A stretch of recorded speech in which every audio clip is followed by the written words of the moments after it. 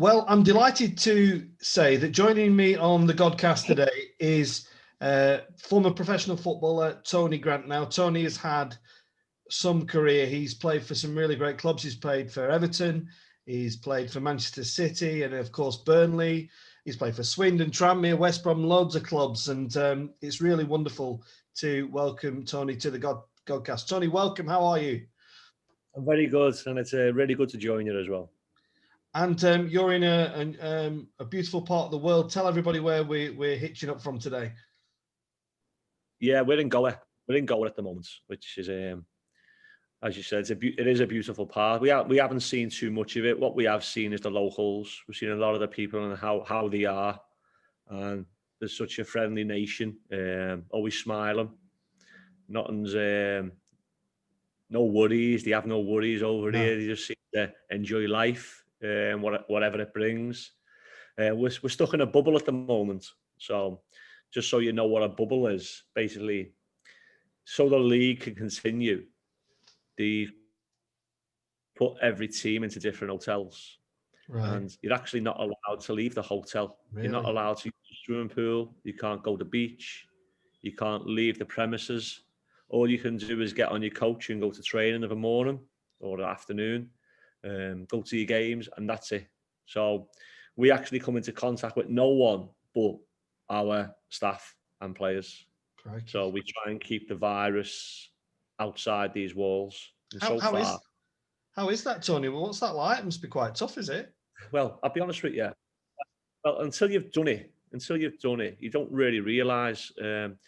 We brought in five UK-based players who've had all their careers in England, Premier League or Championship, League One, whatever they've been. They've all been English players. So this pandemic's obviously brought different dilemmas to everyone in every walk of life, in local businesses, in everything.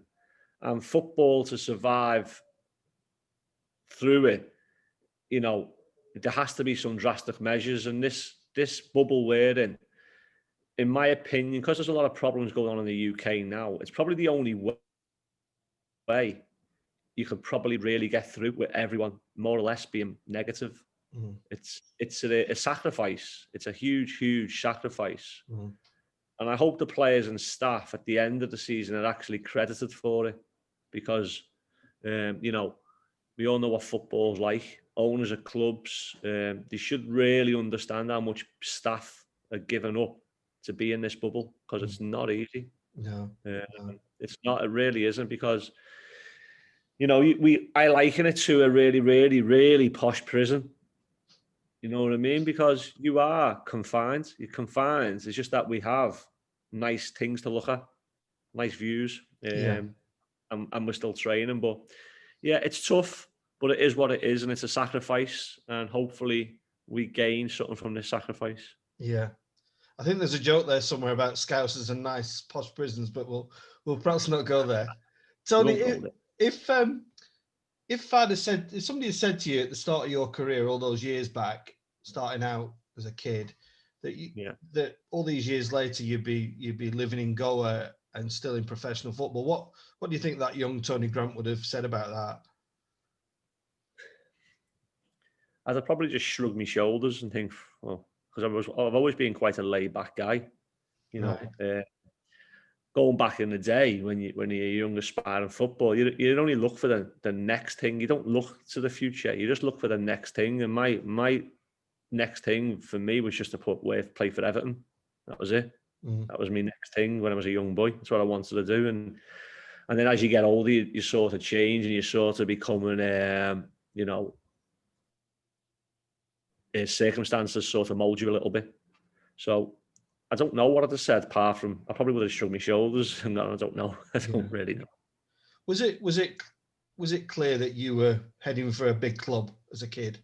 Was your talent that obvious to people? Yeah, it was, because you go back to our day, and the big thing in British English football was your city team. So our city was Liverpool. So how you play for your city team basically was all the best players from all the schools went to trial.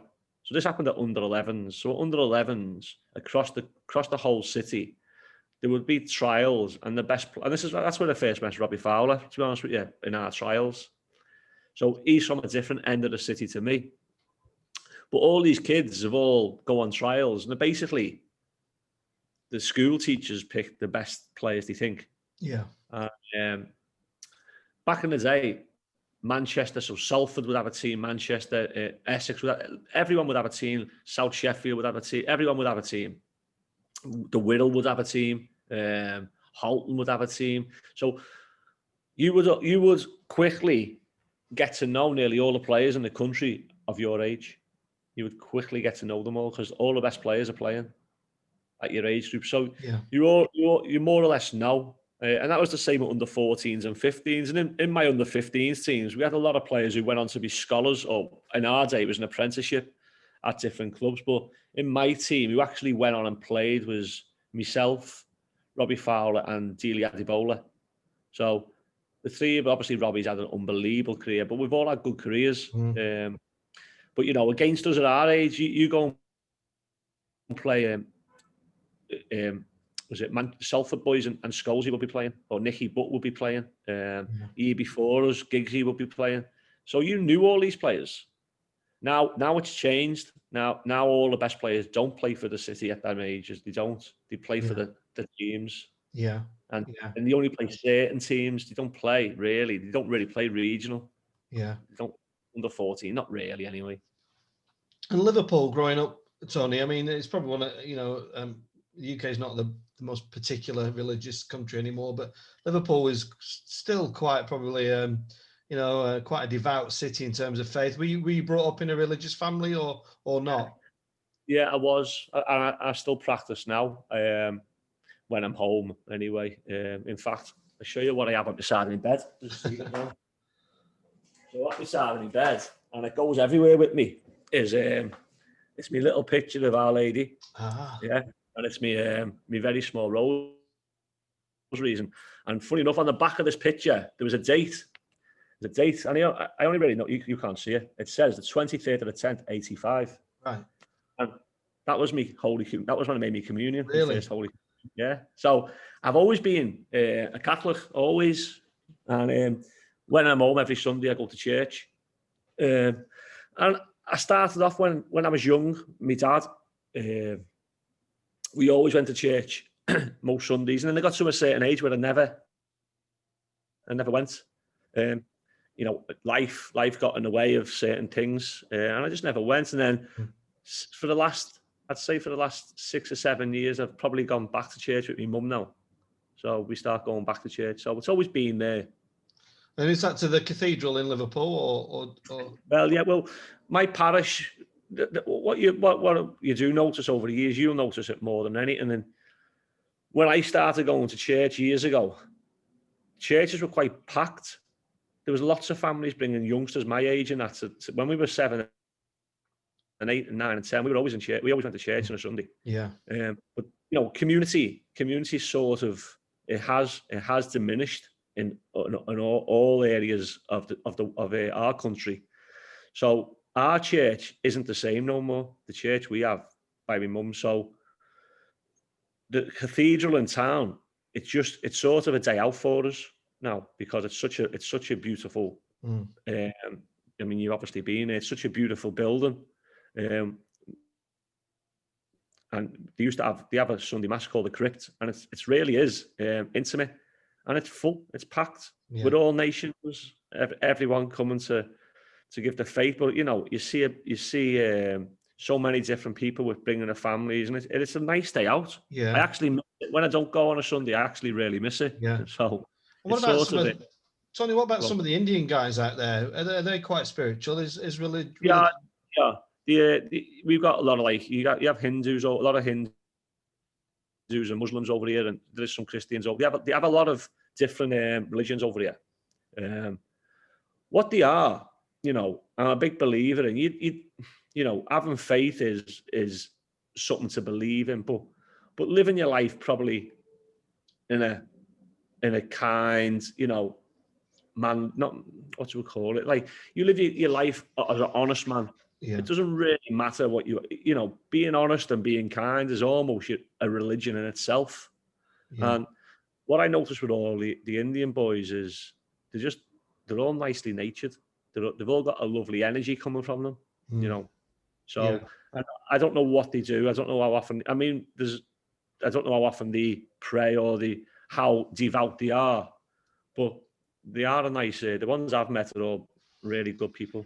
And is that a good thing in a professional footballer, to be kind and compassionate? Are you not trying to instill a bit of grit and kind of nastiness into them? Oh, listen, I've got plenty of aggression in me, and I firmly believe, especially I was brought up in the 80s in Liverpool, and I've got a great saying, and no one really uses it. And I say we had nothing then days, and I mean when I say nothing, we had nothing, but we had everything, right? So I always say we had nothing, but we had everything. So we never had anything. We never had much money, but we were always smiling, we were always playing, and the community was powerful. So, what it does how it molds you is you stand up for what you believe in, and I believe an honest man stands up for what he believes in. So, over at where we are now, we're finding a lot of really poor decisions consistently going against our team. So we standing up as an honest man, and I'll show you how dishonest everyone else is. And if you can show that it's just a mistake, it's fine, right? But if it's 15 mistakes, there's more to it when the opposition aren't getting 15 mistakes. And if it's only one game, that's fine. But if it's a consecutive games, there's more to it. So now I want to have a debate. And let's hear it. Let's get it out in the open. And that's honesty. So I can be a practicing Catholic and have lots of great models, but I'm also can be aggressive, but only when I feel people aren't being honest. Mm-hmm. Yeah, that's fair enough. And I'm sure there's plenty of fables or paragraphs in the Bible that will show people stand up for your beliefs. I'm sure there will be. Yeah. All right. Well, let's. I don't want to get into a heated debate, but I want to talk about your career a little bit now, Tony. So I just want to ask you, being a Liverpool lad, getting signed on for the club that you'd love. I want to ask you two questions. I wanted to ask you what that felt like when you played at Goodison for the first time in front of a huge crowd. But I also want to shift it on a bit and when it came to time to leave Everton, and maybe the contrasts in emotions for you on those two occasions. Yeah. Can you say a bit about that? Well, yeah, I think, growing up, my whole thing was playing for Everton. Once I become 14, 15, 16, I was probably the best player at Everton in my age group. And there was probably one more player a year older than me who was probably just as good, if not better. So, you're training with the first team when you're 17. And you're getting treated with a little bit of respect because you can handle the ball and you can play football, right? So the senior players, so you're not that far away. How the coaches speak to you, we had some aggressive coaches, but aggressive in the right way. When I say aggressive, it was aggressive to get you to the next stage. To get an Everton's team, then you had to be able to roll your sleeves up and have a fight if the game went off. I was quite a skinny player, but I could certainly fight on the pitch. So I actually thought when I was 16 that this opportunity will come sooner rather than later. And it actually came. My first time on the pitch was when we only had 9 men. We played Newcastle away. And the manager put me on.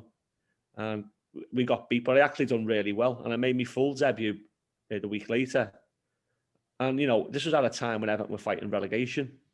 So there was always a lot of pressure. When I played for Everton coming through as a young boy, there was always a huge amount of pressure on the team. So, lots of football couldn't be played because most players they were more aware of the circumstances than probably me because they were more senior.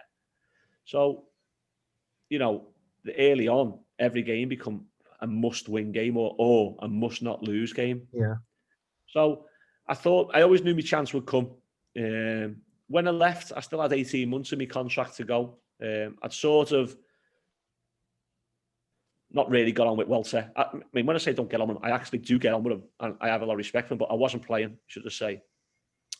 And I was off that because I always really believed in my ability. I thought I wasn't showing everyone what I could do.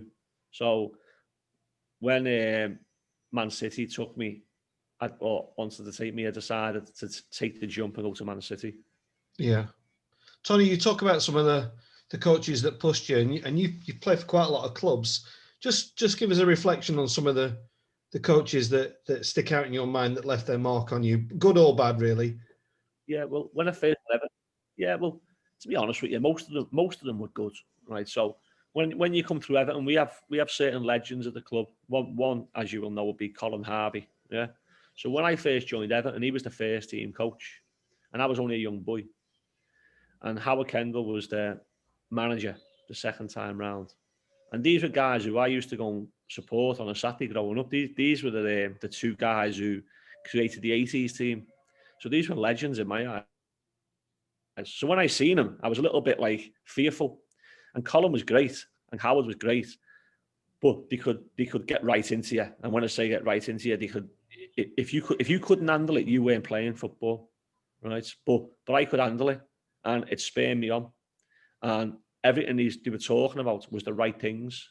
So it's I always remember Colin saying, I'd say this a funny, well, not a funny fable, but I remember him saying to me, he looked at me one day and he said to me, I won't swear because I can't swear, but he called me a skinny little thing, yo. And he said, get yourself in the gym. How are you going to push anyone off? And, but it was quite aggressive, if you wanted to call it aggressive. I didn't see it as aggressive. It wasn't aggressive to me. And what it done, it hit a nerve. And if he wouldn't have said it, I probably wouldn't have went in the gym. Yeah. But he did say it, and he was right, what he said. Yeah. And then after him, at a similar time, was a guy called Jimmy Gabriel, another Everton stalwart. And you know, these guys would tell you straight to your eye what you need to do. And when you were good, you knew. And when you were bad, they'd tell you, you never track your runners. You don't track your runners, you're not playing. You're not playing if you don't track your runners. And it can be that simple. Yeah. Nowadays, you know, you say to someone, you don't track your runners, you're not playing. Some of them might find that offensive. In our day, that was black and white. There it is. Track your runners if you're the centre mid. Yeah. So little things like that, you know. And so really saying Jimmy was a massive part for me because I was in the reserves from 17 to 19. So Jimmy was around me every day. But they were huge. They were huge. It's interesting what you said. I used to be a footy ref, and I used to do trials matches at Gawthorpe. And I don't know if you remember or know Harry Wilson and Terry Passley down there. And I know Terry really well. Yeah. Yeah, and I used to ref these games, and those coaches used to give it big time, and I used to think, whoa, that's a bit strong. But just you saying that, it makes me think, yes, these kids needed to hear it. They need the truth, don't they? Yeah, you know, I mean, don't get me wrong. There is ways. When I said to you before, to be about an honest man, be an honest person, and you're allowed to be aggressive because a good, honest man doesn't spit in your face. He doesn't touch you. He basically tells you in an honest way, this is what you've got to do.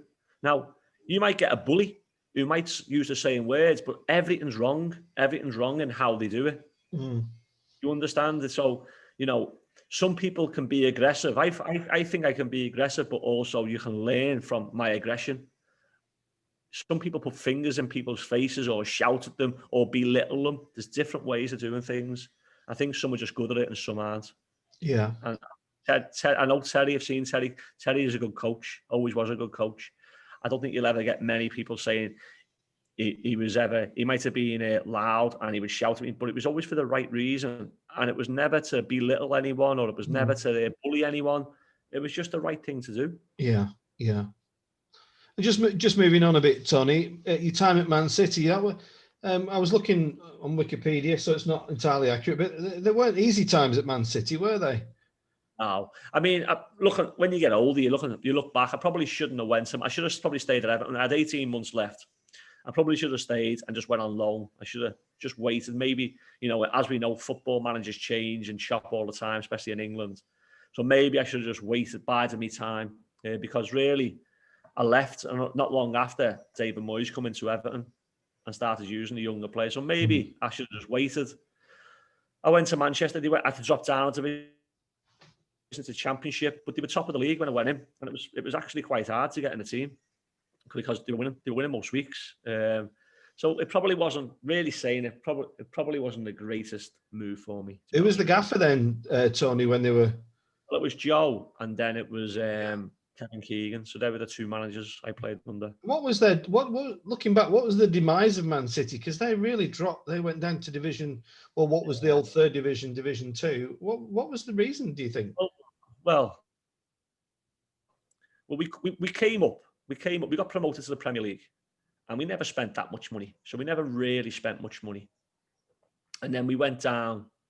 I wasn't with them in League One, you see. So I only joined them in the Championship. Then they got promoted. Then they got relegated. Then Keegan come in and spent a lot of money and got them promoted. I'm not sure how long they stayed in the Premier League with Keegan. I can't remember. But I don't really know. Honest to God, who knows? Who knows? I don't know. Mm-hmm. And, like Leeds, how did Leeds ever end up that way? Who knows? Yeah. Now I'm a devout Christian, obviously, but I'm also a devout Burnley fan.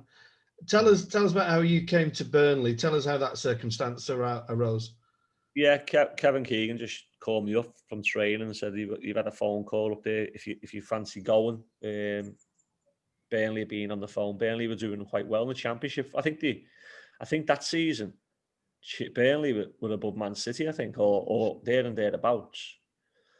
And to be honest with you, it wasn't Kevin Keegan's fault because it wasn't his fault. It was my own fault. My fitness was down. I just thought I needed a change. I spoke to Stan, and after having 20 minutes with Stan, I thought, well, definitely signing for this guy. He's a good guy. Now, again, he's an honest guy. He can get in your face and he can be horrible now and again, but he's a proper guy. He's a proper man. So I just took to him straight away. And there you go. That was it. We went down. We met Barry Kilby, another lovely fella. We went to his offices somewhere up in Burnley. It wasn't the grounds. We went to wherever Barry had his office. And then I was signed, and that was it. That was it, basically. Yeah. And just talk about Stan. I mean, he's such a legend, isn't he, in Burnley, and the fans still adore him. And what was his uniqueness about Stan, Tony? I think he had a bit of an air of authority about him. He was a very confident guy. He liked to smile. He liked the players to smile. He liked a bit of fun, but he could come down on you like a ton of bricks, especially when you were least expecting it. Yeah. And, again, it was never nothing personal. It was just, this is the right thing to do. Accept what I'm saying and get on with it. Yeah. And, for me, that was just being honest. He was just, again, another honest man who wanted to play good football. He really did. He wanted to pass the ball and move the ball. He done ever so well at Burnley, and he got them up and he kept them up. And then obviously the ITV digital money fell out of the game, and lots of teams suffered then, didn't he? Yeah, you played a lot of games for Burnley, though. You played more games for Burnley than anybody else, didn't you? Yeah, I probably when I played centre mid. I've always been a centre mid, but yeah, I suppose I did. It was probably at a time where I probably got my head down and wanted to really, I sort of wasted a year and a half at Man City in a way, and I wasted the last 6 months at Everton, and I thought, I've got to play. And I really respected the manager, and I really wanted to play for him as well as Burnley. Tony, what do you think it is about Burnley Football Club? Because it's a small town, but it's a massive club. What is it about the Clarets? Well, football's funny, isn't it now? What I'm actually hoping doesn't happen. What I'm actually hoping doesn't happen at Burnley is everyone gets carried away and start thinking there's something that they're not. Yeah. Because you're in the Premier League right now. You've just been taken over by a new owners. The manager's done an unbelievable job to keep that team in the Premier League. The Premier League's such a vicious league that you take your eye off. You only have to look at Chef U, how good Chef U were last year, and how hard it is for them to get a result this year. If you come in with this ideology that we've got a little bit of money and that fixes everything, then you're a million miles away, because a little bit of money won't fix nothing in the Premier League. It won't fix it, you know. So I really hope they listen to the manager, who's done a good job, because they ain't got the money Man City you've got. They ain't got the money Chelsea you've got. So I think Sheffield United have tried to use a little bit of money. I think they've spent about nearly 100 million quid on about 4 players, Sheffield, and the bottom of the league.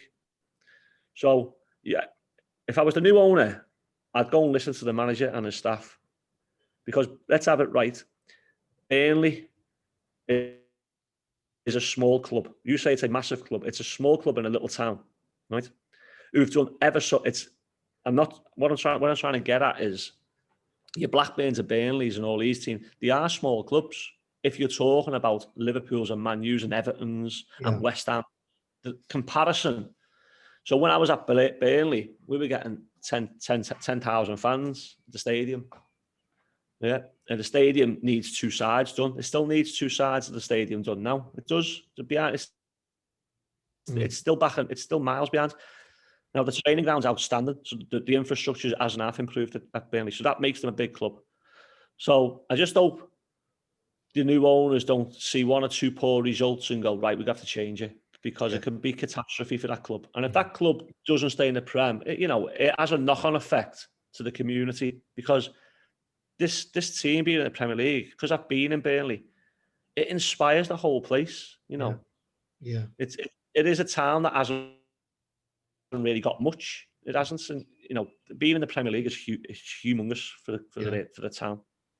And what some people, I mean, football people will know, but you also went after your footy career finished, as in a player, you went to our beloved rivals down the road, Blackburn, where you were a successful coach there for a while, weren't you? Well, first of all, I was the youth coach, and funny enough, we actually played Burnley in the semi-final of the youth cup, and a 2-leggers, and we played Burnley at Ewood Park, and I think there was 15,000 fans there, and we played them at Turf, and I think there was about 15,000. It was brilliant, especially for the young kids to go. There was police everywhere. It was like a proper championship game. Some championship games weren't getting 15,000. So for these young kids to go and witness a Burnley Blackburn derby, it was an amazing feeling for all these young lads. And then obviously I moved up and was part of the first team for a number of years, and we played Burnley. I think Burnley got the first win again. Well, no, but Burnley beat us, no doubt, under Sean. Burnley beat us in the league at our place, but. Blackburn's another. I know the rivalry is humongous. And I played in a Burnley Blackburn game, and all we wanted to do was really get stuck into them, and I got stuck into them, and the replay they got stuck into me, and injured me. Funny enough, but they're 2 great clubs. They actually are 2 great clubs, and they've got both of them have got great fans, and but both of them are in towns. And it sort of reminds me of Liverpool back in the day. Now Liverpool's had a lot of money spent onto it, and it is. In the city centre, a lot of money. There's lovely parts of Burnley and Blackburn. There's lovely parts, but there's also a lot of money. It needs some football. It needs some money and stuff into them places. Yeah. And having teams in the Premier League, so it'd be lovely if Blackburn get promoted. Having these teams in the Premier League, it's great. It's great for the area. Tony, you talked about your concerns what might happen at Burnley, but I suppose that happened at Blackburn. I was listening to. Just the local radio, and Tony Mowbray was talking about the pitch at Ewood, that it's not been replaced in, I think, something like 25, 30 years, such is the financial situation there. And I don't know about the pitch.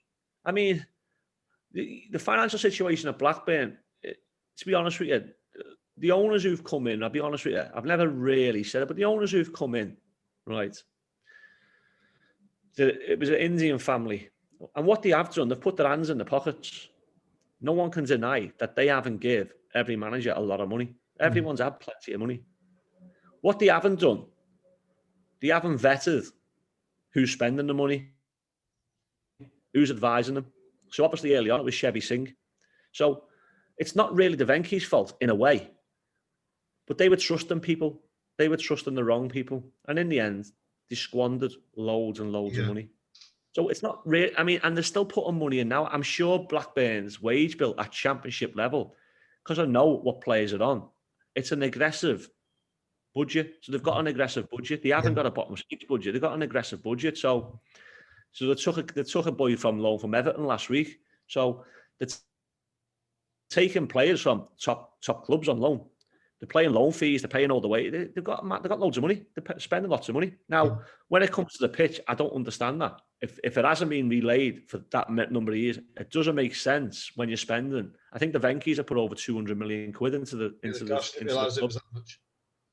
Yeah, so they put the 200 million pounds out of pocket. So I don't understand why the pitch hasn't been fixed. I don't know. And keeping it in Lancashire, you also went to Blackpool, and another club that had a horrific time with their ownership, didn't they? Probably, yeah. And that's another sad story, isn't it? They've got a good owner now. I think the good owner's actually wants he's put his hand in it again. He's put his hand in his pocket, but I think he wants to do it all the right way. I mean, the last owner, it's pointless even spending any time talking about the last owner for what he done with the club. So I'd rather not even speak about the last owner. No, fair enough. But all right, let's move on. And there's a little club I don't want to leave out of this East Lancashire conundrum. You were part of the Accrington Stanley experience, and what that club has achieved is just incredible, isn't it? Yeah, I mean, what John Coleman's done there is outstanding. It is, he's suited. They're suited to that. The whole, it's like they were made. It's like a marriage. They were made for each other. Accrington and John Coleman were made, and you can't say he has done an unbelievable job at that club. The club has become they've become a competitive League One team. They haven't become an also ran who goes up and gets go down. They've actually been competitive now. Yeah. So he's done a tremendous job. Yeah. Yeah. And just on your career, Tony, just pick out a few highlights. Some of those things that that you think, wow, that will live with me forever. Well, I'll pick one at Everton, and it was a game, and I was on the bench. So in '95, you were allowed 2 subs, but it was a semi-final, and it was Tottenham at Ellen Road, and just obviously being an Evertonian, just driving up to Ellen Road that day was just blue. It was just blue. Going into the stadium, we had the FA give one team 3 parts of the stadium, and one team had one huge stand. But we were lucky enough. We had the stand behind both goals and one long stand, and they just had one. It was a huge stand, but it went really high. You didn't get the effect. So when you went on that pitch, all you could really see was blue scarves and flags and just Evertonians everywhere. And obviously we went on to win the semi-final, and just being part of that. I didn't even get on the pitch, but just with it being a semi-final, we hadn't been anywhere in Wembley for years, and even to now we've done nothing. As Everton have done nothing since then, really, since '95, done nothing. But that day will live with me forever, because lots of my friends were in the stands. Yeah, it was just amazing. It's just amazing. The Burnley one, I mean, we had lots of scalps at Burnley. Obviously, the Liverpool one was a great one, wasn't it? The one when we knocked Liverpool out of the cup was a great night for it. But I must admit that playing the Blackburn game, I know it was a draw, but playing Blackburn, that was a big game for Burnley at the time, because Blackburn were a Premier League team, we were a Championship team. They were a good Premier League team, by the way, at the time. So they were probably, out of them 2 clubs, me 2 highlights, really. Yeah, it's great just talking footy, Tony, isn't it? I mean, I never thought I'd actually see the day when I see Burnley in the Premier League, and Goodison Park is one of my highlights, because I think it's one of those grounds, isn't it, that you can feel, you can smell, you can taste the history of the place. And when you go to these other wonderful stadiums, they are wonderful, but Goodison is an incredible ground to go and watch football. It's unique. It really is. Yeah. It really is. Tony, and now, I mean, you had your experience in Brisbane. and now you're in India. How's it going in India? I was looking at the league table. It doesn't look brilliant, but have you got a few reasons for that? You have to. So if you look, what's happened over here is there's the ISL is the main league, and to be honest with you, the league's below and not of any level. The level's really poor. The ISL's been going, I think, for 8 years. Well, the club we're at has never been in the ISL before. So it was a team from the lower league. But they're actually a humongous team. And when I say humongous, talk about fans. If these are playing at home and you could get 100,000 fans in, you're getting 100,000 in. I mean, I think the stadium holds 65 and you get 65,000 fans. Wow. But they also will get 65,000 outside waiting to get in. So this club on football in the Bengal area is humongous. It really is. But the problem I've had this year is it's a new club. So we were only really formed 2-3 weeks before the season started. So we actually had no pre-season. We never had a game. Me and Rob we never recruited any Indian players. So we were sort of given the squad from the lower leagues. And to be honest with you, most of them just wasn't up to the level. And it took a while. You know, we're actually undefeated now in the last 7 games. It took us this far to build a team up with some ethics and become hard to beat. And it's still going to be a project. It's not going to happen overnight because 1, there's budgets over here, and 2, it's a brand new team with no gains behind them. So it will take time. And do you see it as from a personal perspective, Tony? Do you see it as a long-term adventure? You know, are you there for the duration, or you know, if something came up in the UK, would you be keen to come home? But you know what? We never look anywhere else apart from where we are. So all our efforts are on trying to improve the players we've got. So our efforts are trying to improve them. Yeah. And then slowly, we're now looking at next season, trying to recruit for next season. Now, at the moment, we're finding that tough because, you know, there's restraints in place, and there's the other 10 teams in the league have been in the league for such much longer. They've got more clout.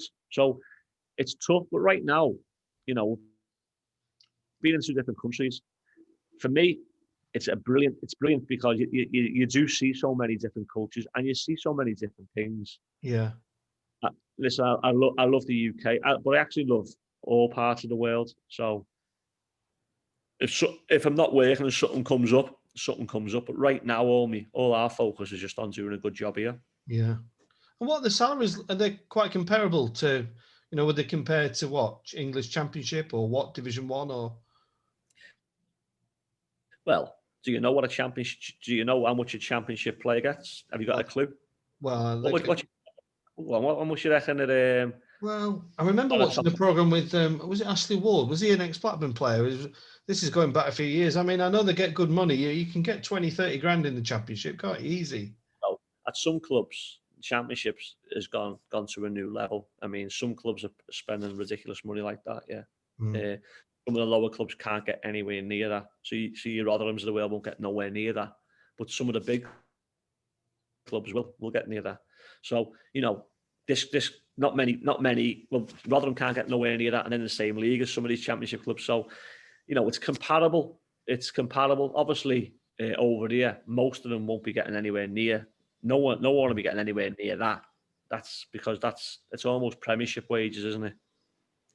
You know, there's about 6 or 7 teams who are doing that in the championship now, but not many. No one will get near that. So in India, you know, the Indian boys, you know, I think what I tell you what they do what's really good, and I don't know how you can incorporate it in England, but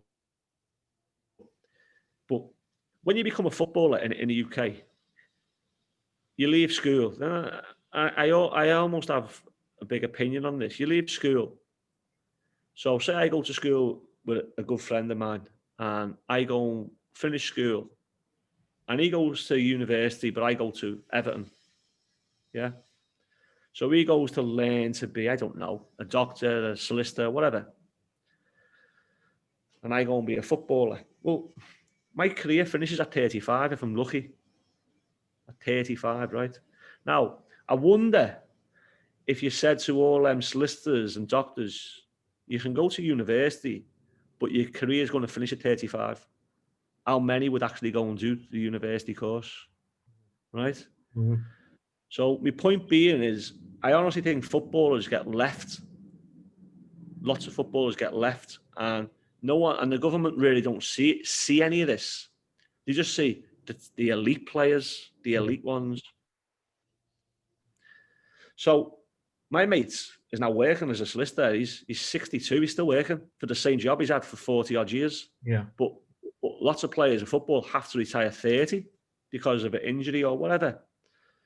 And, you know, apart from the elite, it's not all singing and bells. It's just a profession that we all love, and we decided. So, what the Indians do over here to all the players, they're all guaranteed a job for the government when they retire. Yeah. So we've got players playing for us now. We will go and work in banks, who will go and work in here, or whatever. They go and work in office building, but they've actually got some purpose after football. Yeah.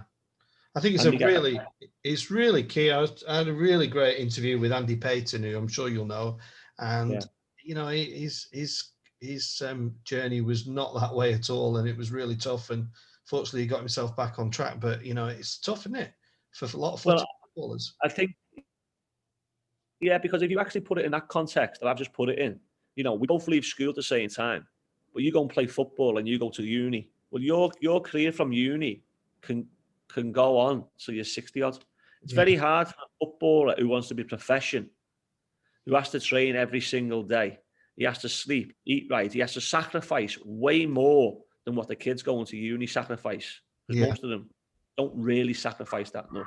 No. You want to be a professional footballer, you're sacrificing going out, going to parties, eating right, drinking. So you do sacrifice a lot. Yeah. And then you get to a certain age and you're left. Now, people will say, well, that's down to the footballer. But surely, you know, your League One players, your League Two players, you know, surely there's got to be some sort of avenue where, you know, can government step in? Can someone step in and go, you know, and not give them, you know, the lads over here are going into good jobs. Yeah. It sounds. I don't know how you do it, but no. I just over here. Yeah, well, maybe it's something for the PFA to look at. Tony, you are clearly a man who still loves football. You've been really fascinated to talk to. There's a few Burnley connections over here in India. Is Owen Coyle still out there? Is he? Yeah, funny enough, we've played Owen this year. We drew at Owen's team, and we had a friendly against his reserve team the other week. Him and his staff, and you know, he's a nice guy. He really is a nice guy. Yeah. And Danny Fox with you, or was he with staff you? Staff are good people. So. You got Danny Fox there, Yeah, Foxy's here. Foxy plays for us, yeah. He's doing all right, yeah. Yeah, he's all right, yeah. Yeah, that's right. That's great. Yeah, well, Tony, it's been really great talking to you. I've just loved kind of going down memory lane with your career, and it sounds like India is proving to be a really wonderful experience, even despite the COVID challenges. And I want to thank you for your time. I want to send our love to you from Burnley, and we'll stay up, won't we, this year? Yeah, hey, you'll certainly need all the patience this year, because it's going to be a tough fight. But I think you got the right manager and the right staff. You got to keep hold of the centre half. Don't let the centre half go in January. Whatever you do, keep him. Don't let him go. Yeah, you know, a couple of wins at the right time propel you. Fingers crossed. It's gonna be a bumpy ride, I'm sure, this year. It will be bumpy. Usually is for us lot. But Tony, thanks for your time, mate. Well, God bless, take care. and enjoy the rest of the season. Thanks for coming on the Godcast. Take care. Bye.